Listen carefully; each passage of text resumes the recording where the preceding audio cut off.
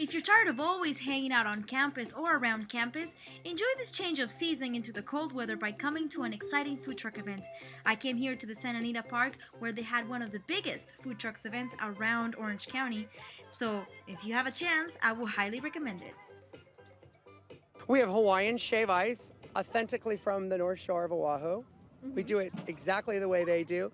We copy them shamelessly. Anywhere from the bun truck, pupusas truck, all your Asian favorites, Indian food. Hey, and if you're all about cheese, how about the cheese ball wagon? We're here with Piaggio, the owner of Piaggio. So tell me a little bit about your food truck.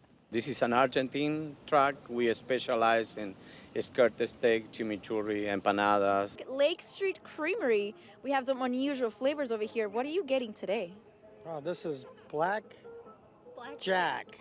Black licorice. It's really Black really licorice ice cream. This is our tandoori chicken, so it's chicken marinated in yogurt, garlic, ginger, coriander, cumin, a whole host of spices, paprika, a little bit of red chili. That's really good. It's very flavorful and very tender and juicy. Are you tired of it? No, I eat this stuff all the time. It's mom's. Eat one.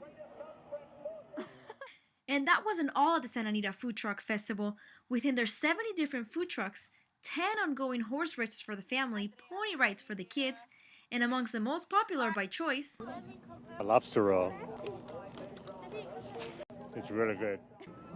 Okay, everybody, you're not going to believe the things I can find over here at the Santa Anita Food Truck Festival here at Rockin' Ice, and I got my own. Espresso shave ice.